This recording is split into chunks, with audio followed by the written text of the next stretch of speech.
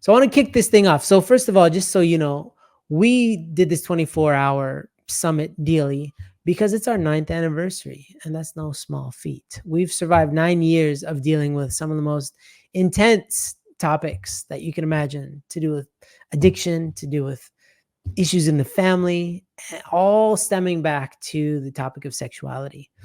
And this is a road that's brought us to many different places, but now we're global. We really are a global organization. And to solidify that, in the past year, we've started chapters, because when we traveled in the past, we would kind of leave a trail of sometimes hope and sometimes that feeling of like, okay, but now what can, and then we would just go to the next country. And so instead of just traveling all over ourselves, we decided to plant some really strong, amazing seeds in specific regions around the world. So we have the chapter leaders here with us tonight. I hope they're ready, because this is we got Aiko Ishii. Oh, all the way from Japan. Welcome, Aiko. Thank you, Andrew. We have Jude from the Philippines. Welcome, Jude. Magandang gabi, everybody. Yes, sir. We have Andranik, who is from Lithuania, but he's in Poland. Welcome, Andranik. Hello, everyone. And representing Central and South America, Latin America, we have Melissa Santana, calling in from America somehow. This is how global we are. So welcome, Melissa. Hi, everyone. Guys and gals, for this hour, I really want to focus on, the topic is how high noon is changing the world, right? And I was thinking, like, who would be the best people? Is it some sort of leader? Is it some sort of theologian or something? But why not talk to the people who are around the world, changing the world instead? So that's why I wanted to talk to you guys. And I'm just going to throw questions out there, and I want you to be adults and catch. So you're going to take turns catching these. So the first one is, why did you even take on this challenge of being a chapter leader? Because it's not an easy task. It wasn't because of the perks, because of the Ferraris, because of the private jets and all that. So why is it that you took up this challenge to be a chapter leader? Just throwing it out there. Right. Well, I can start, right? And for me, this the whole story of joining High Noon is actually, for me, it went full circle, because at some point I met High Noon, like many people, and I was so inspired by what you guys were doing. And that was early days for High Noon. And yeah, I was really inspired by that, and I set a goal for my life that I want to do something like that. I want to help liberate people. And I never thought that would mean 6 years later to actually be sitting on High Noon and having this opportunity. But when I saw it appear, and it was I think a perfect storm for me personally in my life. At that point, I quit my job. I had an empty blank slate, and then this opportunity appeared. It felt natural, and I just took it by the horns, I guess. Yes, you did. You're calling in from Poland, so it says something. So, yeah, I think a lot of people, when they hear this content, we don't ever take responsibility for it. It's the content, it's the era. It's just, it really prods at some people's hearts. A lot of people want to do something, but very few people are like, I want to do all the things. I want to be a chapter leader. So I appreciate you for doing all the things over there in Europe. What about old Aiko-san? How about you? Why did you jump into this? Yeah, I'm Aiko from Japan. I felt somebody had to do this, take this role in Japan. Nobody knew High Noon, but I felt it was just so necessary. But it didn't have to be me, honestly. But I felt like, somebody was prepared. God's preparing somebody.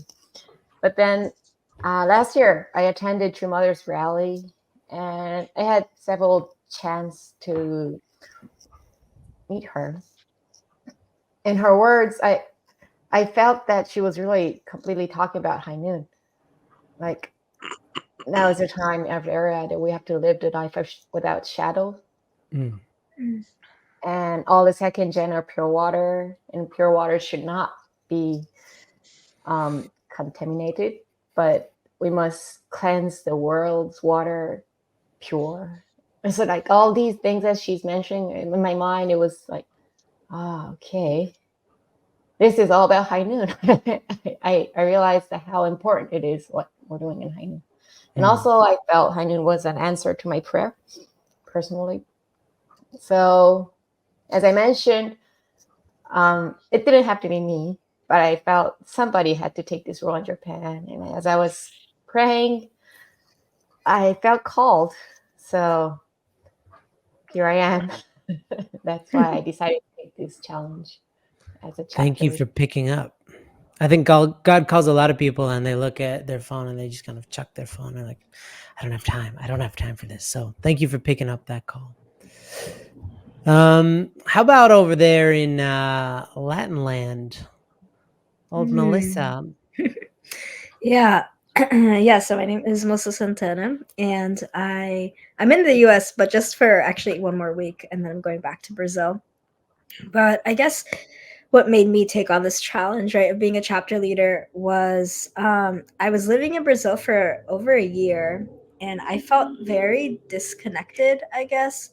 I had made a couple friends, but I just didn't feel my whole life I was like a youth pastor, so I was always very much connected to the movement, but also connected to the people, right? And especially young people. And so I felt very much not myself, I guess, in Mm. that sense. And so, I was kind of, I guess, looking for something to do. I wasn't really sure. And then, eventually, like, my husband and I are planning to come back to the US to live here. But I felt like I don't know, I almost felt like, how can God use me here, like in Brazil, right? Like, what can I do? How can I help? How can I support?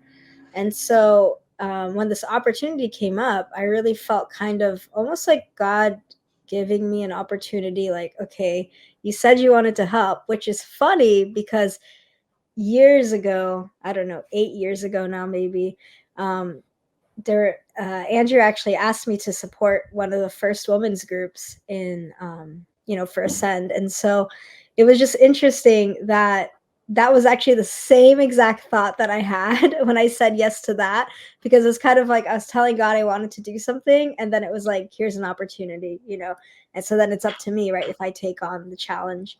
And so I really felt kind of called by God, but also I felt kind of like I have to, in order to really change the world, we have to take responsibility. And I feel like in a lot of times that's where, leaders and where people fail. And so I felt like, okay, this is a clear chance for me to take responsibility and to support High Noon Latin America, but more than that, support, the people, right? Because yeah, it's Aiko knows it's very challenging in both Japan and Latin America to really even talk about these topics. And I think everywhere, honestly, but I think especially here, it's very challenging. And so I feel like just like talking about it was actually very, I think, liberating for a lot of people that I've got to know since taking on this chapter leader role. Sweet. Well, we'll get to that, young lady. Jude, my man. Yo, this is Jude, and yeah, High Noon does a lot of amazing things, especially helping people out of that dark, very deep and hard to get out hole that people tend to get put into if they want to be isolated. Mm. High Noon does really amazing things to help those people come out. And actually, I'm one of those people who needed High Noon's help. And High Noon has affected my life so much in a positive way that my heart just poured out, how can I give back? Because I encountered High Noon very closely on their tour here in 2022. I was part of like the traveling group for the tour, Mm. and I was not in a good place at all. And I felt that God was telling me something, that I need to fix my issues about, pornography, masturbation, before I get blessed, because this was the time before I got blessed. And I felt that if I got blessed while having these issues, it'll make a very bad experience for me and my future wife. So Hainun helped me a lot in getting out of that bad place. Now, after Hainun has helped me get out of that bad place, I looked around in the Philippines and I saw a lot of people who are also in a similar place as I am. And Hainun has done so much for me that I really want to help other people to get out of that dark place too. So that's the main reason why I took on the responsibility of being a chapter leader, even though it's very very difficult. I I remember because I just when Hainan came here and I'm working, and I said, okay, I'm not gonna touch so much on the church because it's kind of busy. It's kind of messy things. But then when Hainan came, oh man, I have to help Hainan. I have to share to people what Hainun does, how amazing Hainun is. Hmm. So that overwhelming force of gratitude that I want to share with other people. Also, I want to help other people that was in the same situation as I am. Really pushed me into taking on this very heavy responsibility. Whoa, whoa, whoa. I hope it's somewhat fun. Jeez. It's fun. I mean, we get to meet up on the weekends and on our private jets. Yeah, that's true. So yeah, everybody was kind of influenced and wanted to do it. It's very interesting that, I guess, because of the Bible or because of movies, a lot of times we feel like a calling has to be like the hand of God reaching down and shaking us and say, "You must do this." And then I definitely remember Aiko kind of looking around, being like, nobody else is gonna do it. So I was like, okay, I guess I'm like, I'll do it. And you did it. You took up responsibility because you saw the opportunity, and nobody else was doing it. So Mm. everybody, props to you guys. Thank you for standing up. So have you seen any changes since you've been doing this, right? Like this has been a couple of quarters, right? So about half a year. Um, what what are you noticing? What, like, now that your eyes are open, you've been doing this. Have you seen any changes in your region, like in the people or the way that people perceive high noon? Anything at all? I can start maybe. Yeah. Yeah, I think so I guess unlike some of the other chapters, like actually there was already a lot going on in Latin America before I came on. Um Karina Mendez, like she did an amazing job here, and so she really had a lot of people really connected. But because we had actually a lot of issues sometimes with leadership, and sometimes um yeah, just because the church in Latin America is very different, right? Especially from like I guess Western or like American style church. And so there was a lot of challenges in that. Especially I think when I first came on, there was a lot of misunderstandings and a lot of how do I say it? Kind of I guess misconceptions, right? I think that's the right word. And so, kind of what I really felt from when we started is I felt that there really had to be unity between us and leadership, and I felt that there wasn't really unity, not for anything that we did or didn't do, but it was just kind of these misunderstandings. And so, I think that's been the biggest change is that I do feel that we are more united. I feel much more comfortable and I guess more at peace to talk to the leadership. And so I feel like in some ways that's really helped us to become more well known and I think even more trustworthy because it's hard to trust when something's new, right? And I think High Noon is very new. still is very new. A lot of people still don't know what it is. And so I think having some of that trust from both sides, from us trusting leadership and leadership trusting us, I think that's been a really big change that I've seen since becoming a chapter leader. Well, let's unpack that real quick without too many gory details, but like the process of, because this is analogous to losing trust or trust issues in a family, in a community, and this just so happens to be within organizations, right? So what was kind of the process to develop that trust where trust was lost? Because you kind of stepped into a void when there's definitely some shifty eyes about us, and like, who are you? Why are you? Who are you and why are you? And why don't you just go away? So what was the process of like meetings? Was it just like you give a glorious speech online and people like, oh yeah, we like that? How did that No, work? no.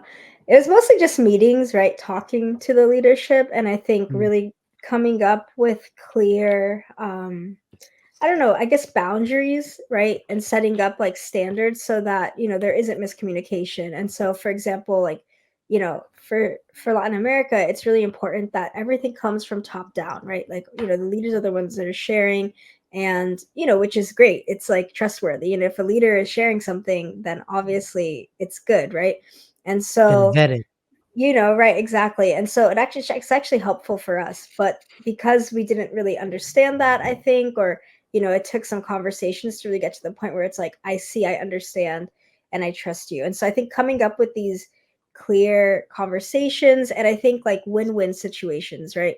And so really being Mm. able to hear what are their concerns and addressing those concerns, not just being like, oh no, it's fine, like you don't know anything, not like that, but really being humble ourselves too. Like, oh, you're right. That was a mistake that we made, that we shouldn't have done that, or we should have gone through this channel rather than, something else. And so I think it's just conversation, but conversation that is both sides, not just, agreeing to everything, but really understanding each other.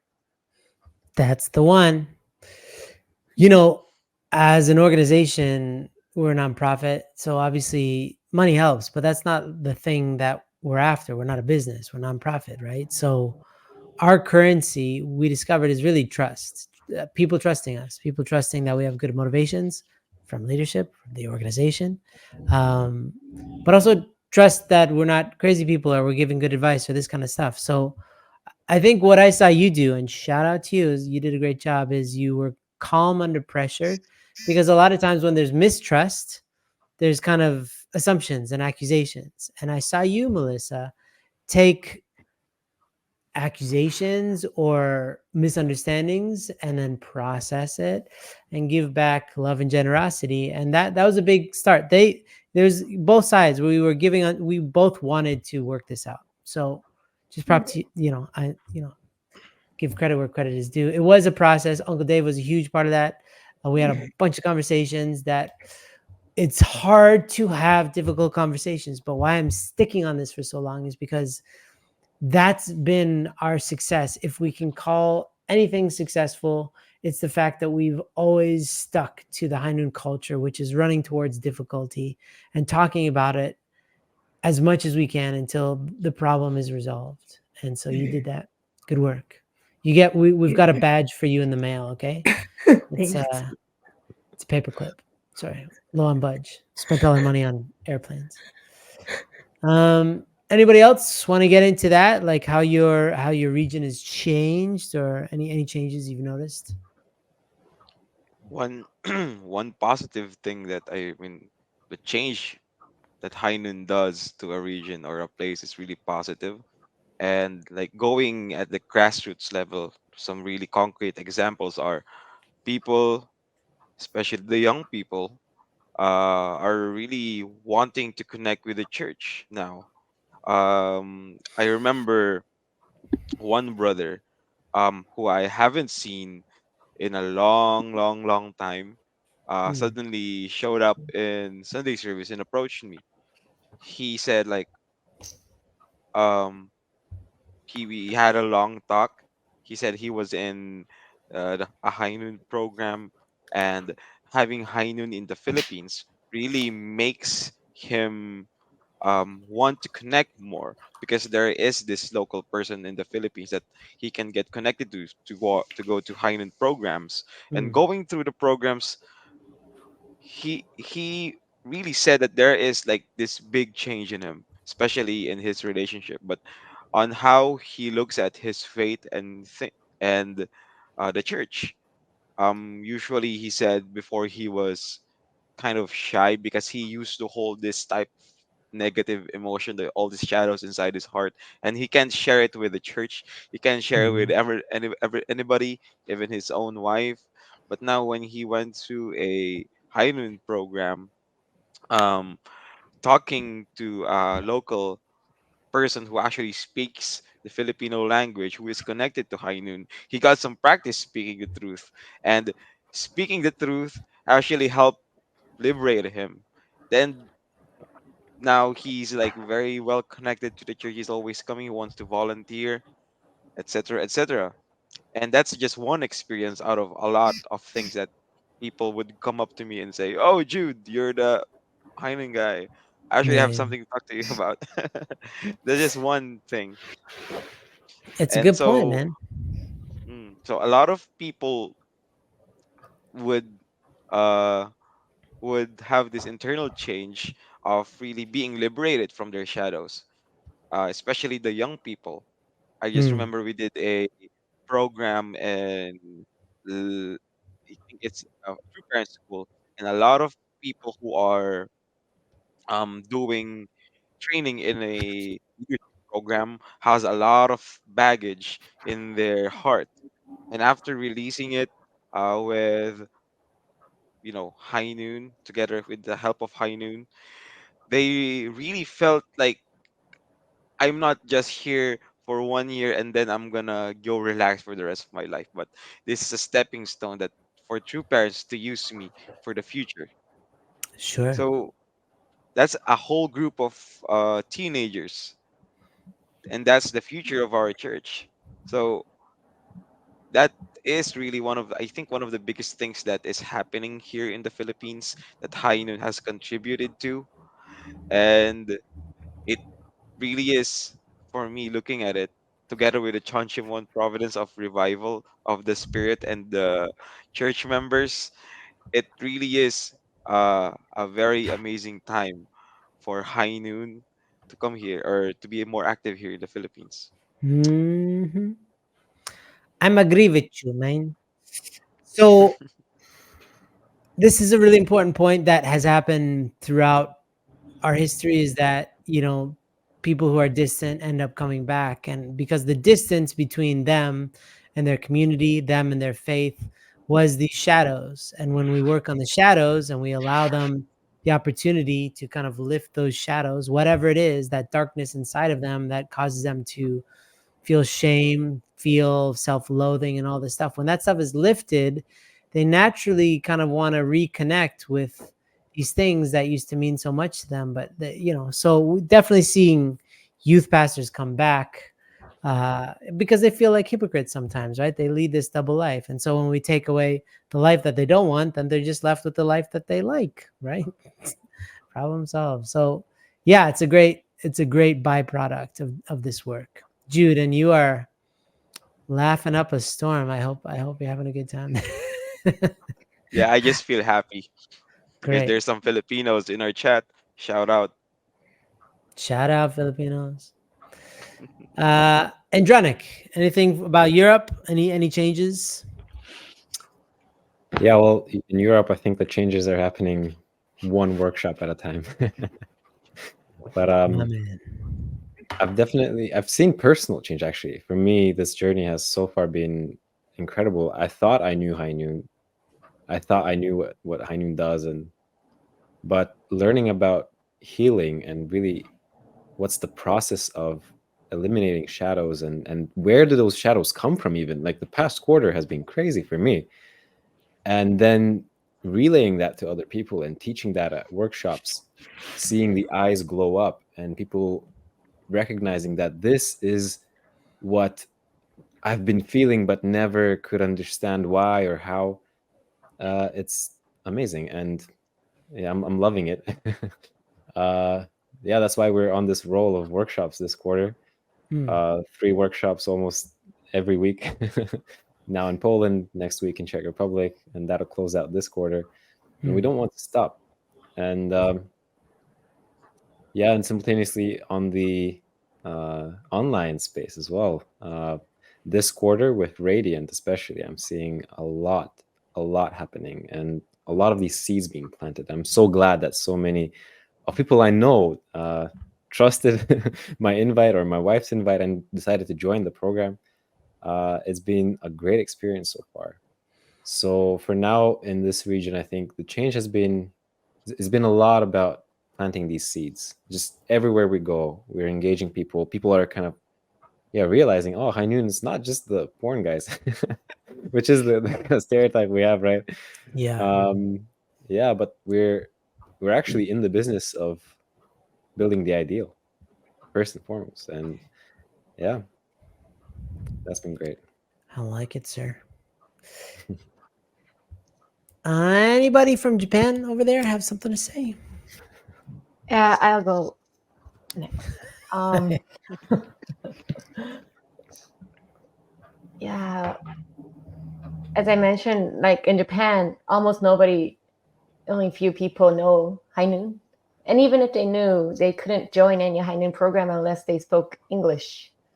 So I think like the most progress that was made was the translation of the SN program, so that Japanese people could attend. And also we're like raising facilitators, potential facilitators, who are like the disciple of Mr. Uyama. He's been active in Japan for the last few years, like just doing High Noon work for like underground. Just so these people are now being trained, and we're preparing for more arts ASEAN participants. Yeah. So just little by little, I think High Noon is growing, and we're expecting more people to come within next quarter. And we're not able to like go from church to church or like go like nationally yet. And we're still on the level of talking to the leaders. But I really feel that we're really creating a spiritual foundation by Hundoke with our core staff team, and realizing like the beauty of absolute sex and like the standard that True Father really wanted to show us. So like this foundation being created at this moment is like a huge, massive difference being made in Japan.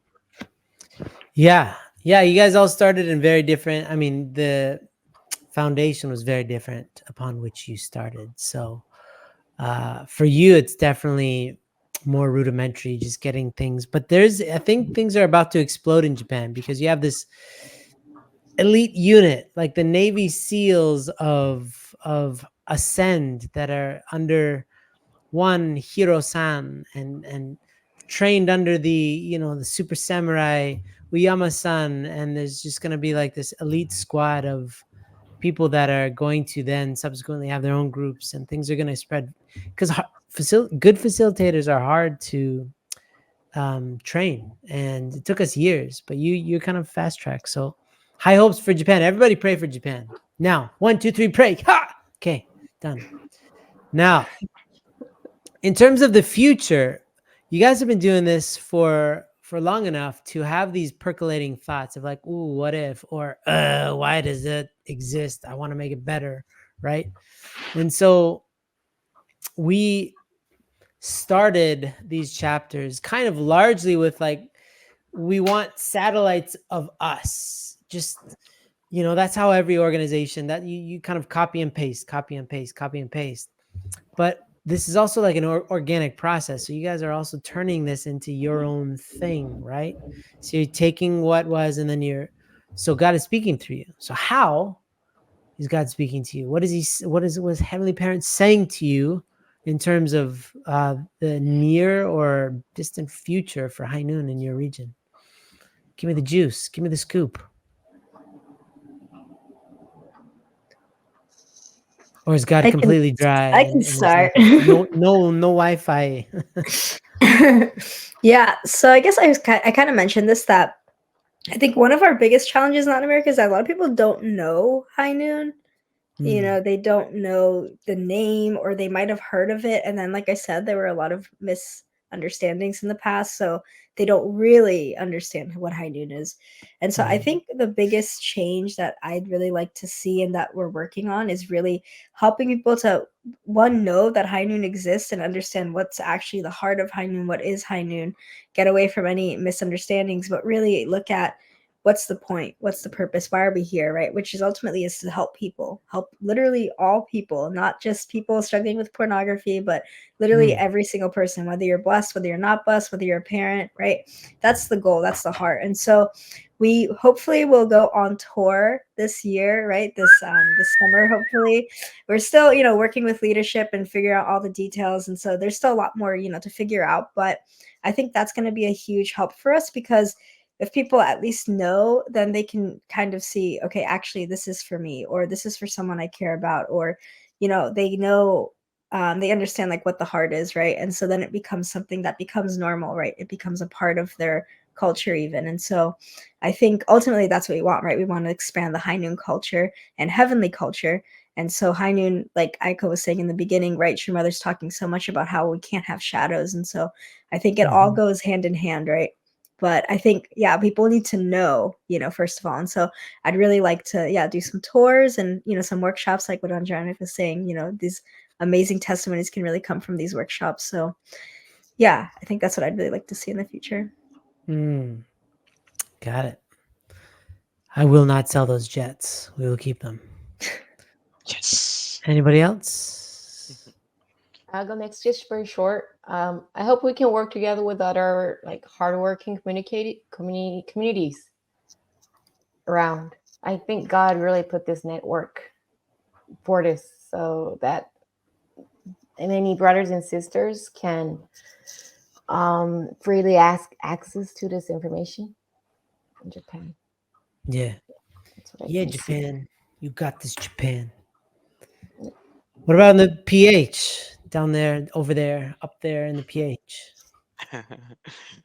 One of the things that I really envision that I would really like to not really change, but like it's like what Melissa said. I want to bring or expand the culture of high noon in the Philippines, because some of the people here, especially what there's this one top leader that I really love, and I can really say that he exemplifies one of the culture of high noon. I can really see when he gives a lecture, he really like says outright, absolute sex, purity, etc., etc.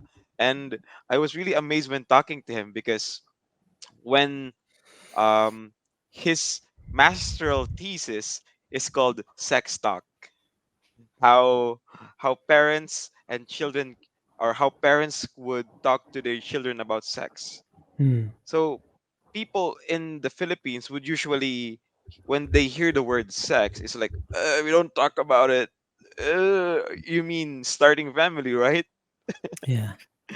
Classic. But what the biggest change that I would really want to see in the future is like cultivate the culture of high noon that is really open and honest, and like you can talk to other people about how beautiful sex is. You can ask toward other couple how your problems about sex. You can Hmm. really open up this beautiful culture of honesty and trusting each other.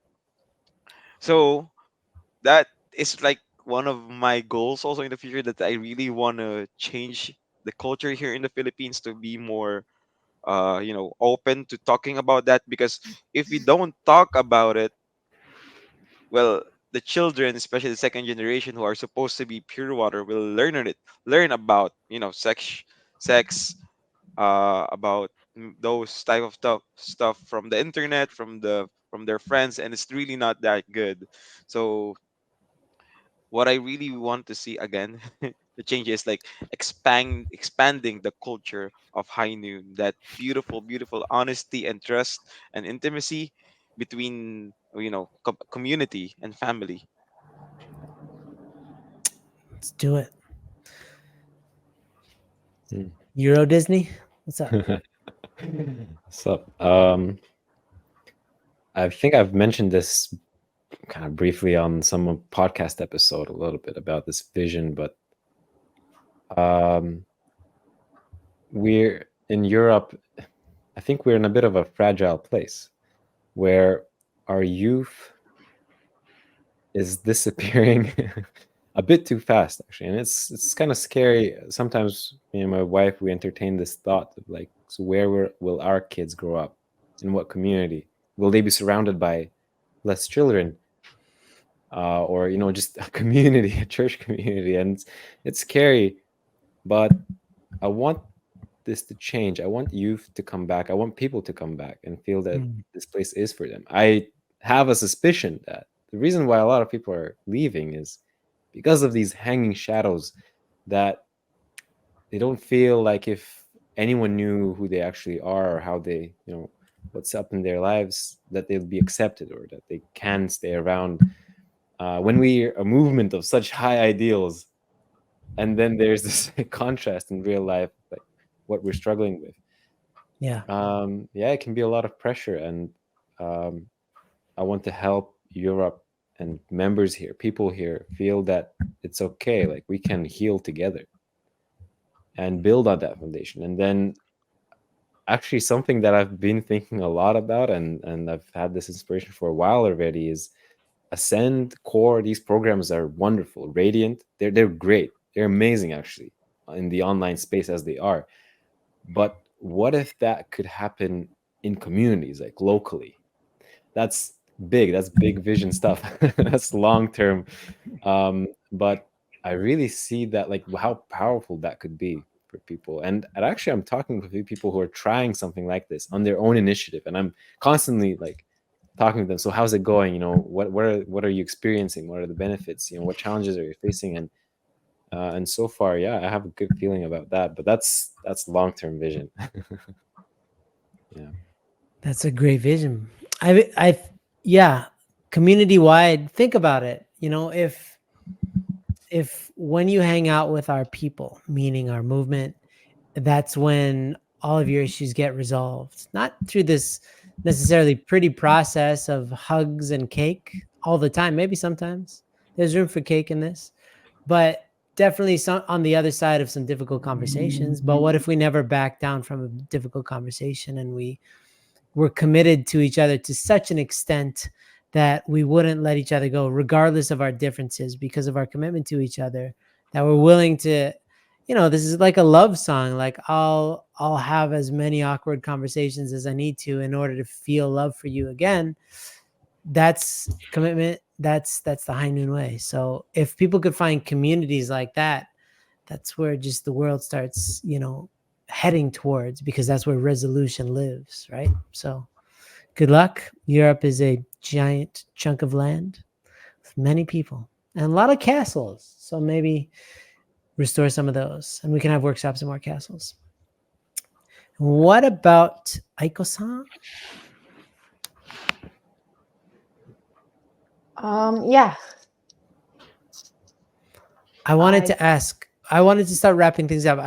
We don't have that much time, but I wanted to ask you about kind of your hope to kind of influence, if High Noon could be a good influence on its surroundings, meaning the movement, meaning family members, whatever. What is the influence that you'd like to make in Japan? What was the mark that you want to make in Japan? Right. Japan is a very easy. You are choosing your words very selectively. But I English really is want to hard. see like just families. That's really like let's say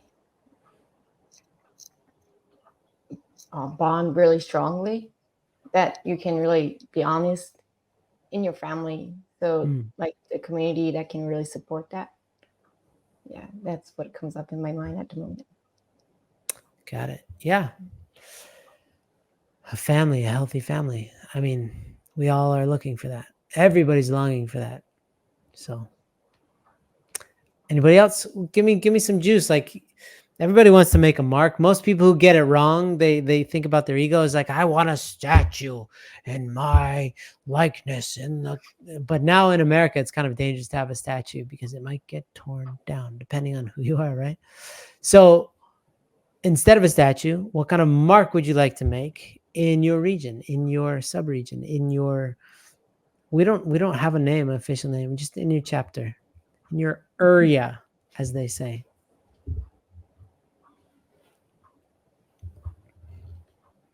All I hear is the passing of time. I hear a clock in somebody's background. Yeah, I can start. Yeah, I'm always like the one that when someone says who wants to pray, and then I hate that awkward, like no one says anything. So I can start. But I guess like for me, something that I really want is I really want High Noon to become eternal, right? Like just like something that it's something kind of this education, like I don't know, culture. I'm gonna say High Noon culture because I think that's the best thing, the best word to use, right?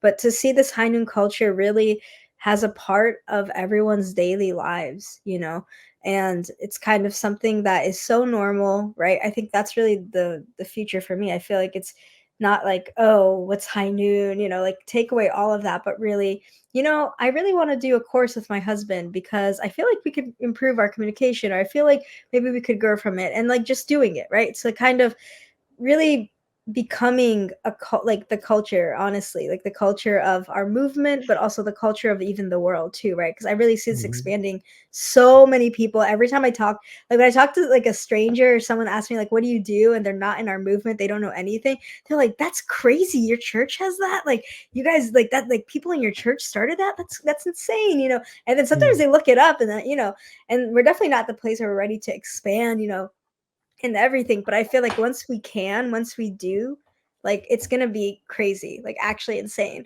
We're gonna have way more people, way more chapter leaders, right? But I feel like it really is gonna change the culture, and I think it's gonna become one with our movement, but also one with this heavenly culture ideal that we're striving for. Yeah. Hmm. Just to let you know, Uncle Dave planted the seed casually one day that like, we should have 40 chapters. And I was like, can I take a seat real quick? Can I? It's a lot to manage. Okay. But I think you're on the same wavelength. That's what expansion looks like. I think, to be honest, we're a part of an entity that's not in expansion right now. Like Andranik was saying, there's a lot of retraction, there's a lot of accumulation. Something's accumulating, but there's expansion on the horizon for sure. And we'd love to be a part of the expansion of that culture. So yeah. Anybody else wanna say what kind of mark you want to leave in your area?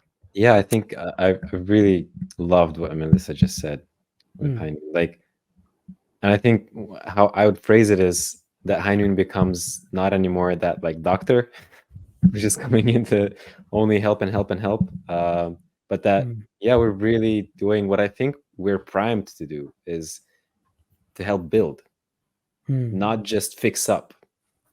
So yeah, I'm all for that. I'm all for that and helping and contributing as much as I can to bring Hainu to that level, and at least here in Europe, where we no longer need just like first aid, like emergency room kind of um, keeping people on a lifeline, but building something incredible.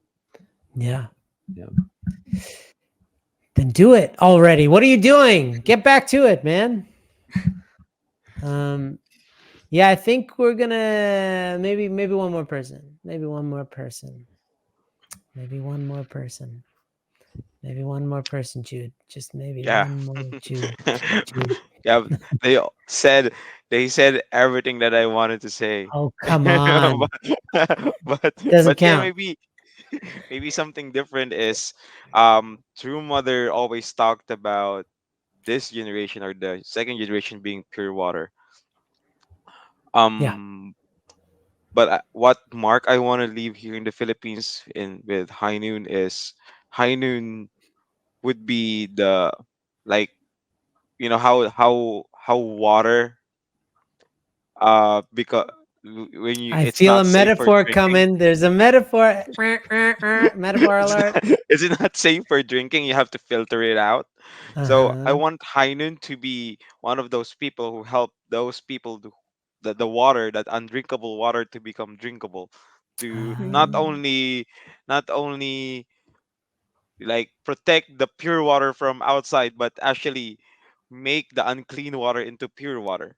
Mm. That's what I want Hainun to be. Not only like put the clean water in the water bottle, etc., but actually make and propagate the pure water more and more and more. Does that make Well, sense? yes, for the sake of your metaphor, in a stream, what cleans the water actually are the rocks, right? And you guys actually have rocks every quarter. Those are our goals every quarter, right? But more aptly, that metaphor is every difficult conversation, every time you have a secret to talk about it, that's filtering your life, right? That's a rock down the stream. It's not just like a stream just gets filtered. There's a process that God created, right? And so same with our lives. If you want a pure life, it doesn't just happen. You can't just pray it away. You do have work to do, and that's healing. That's healing all this dark, talking about the dark, getting it out with a trusted person, with your parents, with somebody who loves you, getting it out and then starting to heal it. And this is the process, is the give and take that it is required in order to be free from these shadows and to be a pure-hearted person. Because remember, purity is a way of life. It's not just like a nice little thing. It's like pure mind, pure heart, pure spirit, pure body. So